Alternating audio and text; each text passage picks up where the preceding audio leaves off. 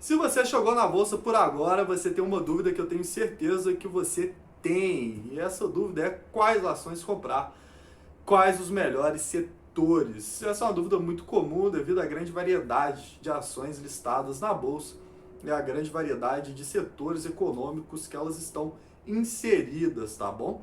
É sobre isso que a gente vai falar aqui hoje. Eu vou mostrar nesse vídeo 3 ações para vocês que, na minha opinião, são as melhores ações para quem está começando, tá? Vale ressaltar, óbvio, esse vídeo não representa recomendação de compra, é apenas educativo. Esses ativos eu recomendo muito que vocês sentem a bundinha na cadeira e estudem bastante sobre eles antes de tomar qualquer decisão, tá bom? Então vamos lá. Bom, como eu disse anteriormente, as ações elas estão listadas aí. As ações que estão listadas elas estão inseridas em diversos setores: setores automobilísticos, setor de varejo, setor financeiro, setor elétrico, setor de construção e etc. Infinitos ramos de negócio. Porém, alguns desses ramos eles são mais resilientes a crises do que outros. Vamos pensar aí uma companhia aérea, por exemplo.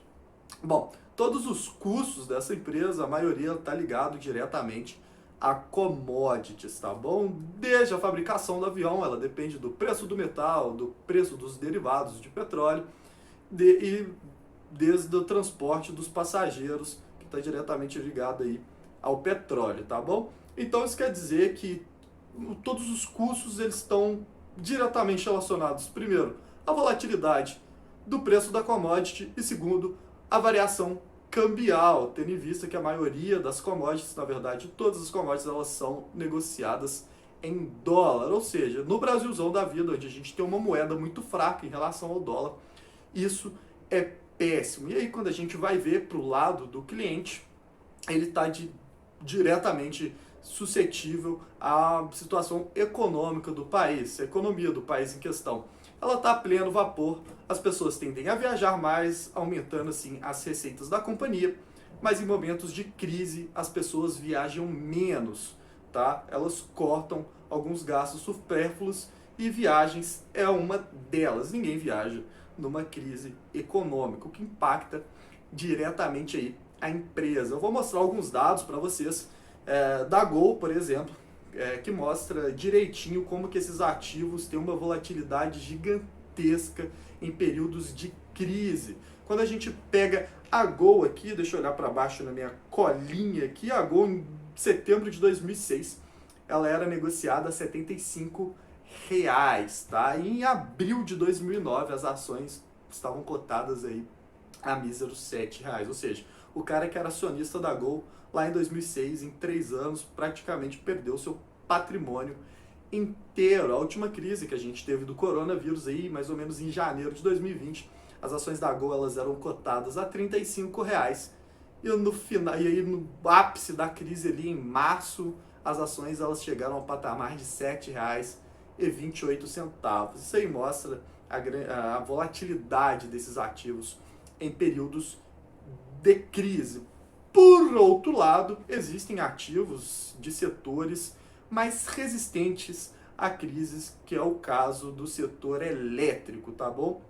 O setor elétrico ele é bem resistente a crises por conta da alta previsibilidade de fluxo de caixa. Normalmente, principalmente aí empresas do ramo de transmissão, elas têm uma alta previsibilidade das suas receitas, tá? Que é determinado aí por órgãos do governo, que dá para elas uma certa tranquilidade para passar pelas crises. É o caso da Engie, é só você ver a volatilidade da Engie durante os períodos de crise, praticamente ela não se abala.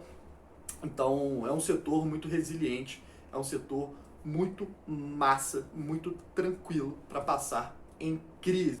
Mas por que eu falei sobre isso para vocês? Bom, porque na minha visão, quem está começando tem que focar em empresas de setores mais resilientes, tem que focar em empresas de setores mais fortes, setores que vão aguentar porrada de crise, para quando não acontecer uma crise como a do coronavírus e o mercado desabar, você não fazer merda e vender suas ações com prejuízo, beleza? Então vamos ao que interessa, vamos às ações. O primeiro ativo é Itaúsa. Com certeza você já ouviu falar de Itaúsa. Itaúsa é o ativo mais badalado da Bolsa. Por que é o ativo mais badalado da Bolsa? Bom, a Itaúsa é uma hold que ela controla o Itaú Unibanco, que é o banco mais centavo do Brasil, é o maior banco da América Latina. Além disso, ela tem aí participação na Duratex, Alpargatas, NTS e Itautec. Porém, 90% do seu lucro vem do Itaúzão. Por isso que muitos analistas eles falam que quando você compra Itaúsa, é a mesma coisa de você estar comprando o Itaú com certo desconto. As ações da Itaúsa aí, elas são cotadas mais ou menos em 9, 10 reais ultimamente, enquanto as do Itaú elas estão quase chegando nos 30 reais, tá legal? Bom, por que esse é um ativo recomendado para iniciantes? A volatilidade da Itaúsa em períodos de crise ela é muito baixa, tá? E a Itaúsa ela distribui constantemente dividendos, então é um excelente ativo para quem está começando. Se você está começando, dá uma estudadinha em Itaúsa, beleza?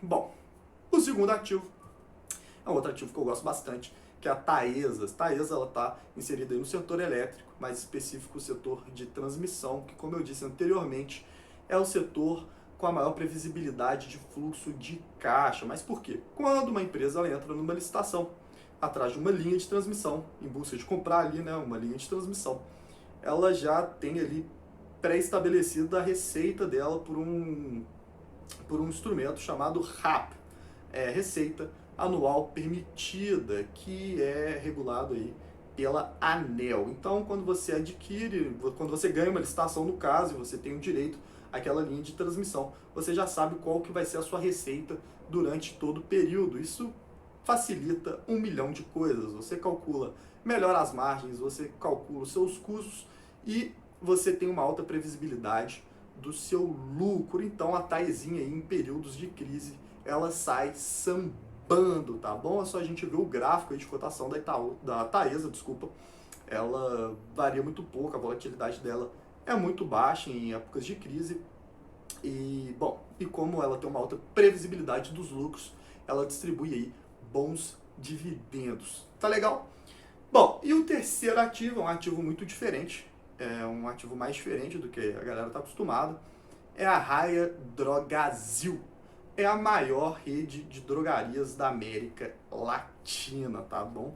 E por que ela é um ativo que se comporta legal em crises? Bom, em uma crise econômica, se você ficar doente, você não vai querer morrer. Provavelmente você vai buscar uma farmácia aí em busca de algum remédio. Os produtos farmacêuticos, eles são essenciais, tá? Principalmente em períodos de crise, a gente está vendo isso agora com o coronavírus, as farmácias estão lotadas. Só saiu uma notícia que vermectina faz sucesso, só saiu outra notícia que cloroquina, e a cloroquina acaba o estoque rápido. E aí por aí vai. Então, o setor farmacêutico ele é bem sólido em períodos de crises. A gente consegue acompanhar isso aí pelo gráfico de cotação da Raia Drogasil, que mostrou que além dela ter sido um bom investimento, no longo prazo mostra também que a volatilidade dela em períodos de crise é baixinha. Então, se você está começando agora, eu recomendo que você estude esses 3 ativos bastante antes de tomar uma decisão. É isso aí, galerinha. Videozinho chegando ao fim. Se você não curtiu ainda, curte. Se você ainda não se inscreveu, se inscreve, amigo. Se inscreve, é rápido, fácil, não vai custar nada do seu tempo e vai ajudar o papai aqui bastante. Beleza? Valeuzinho e até o próximo vídeo. Valeu!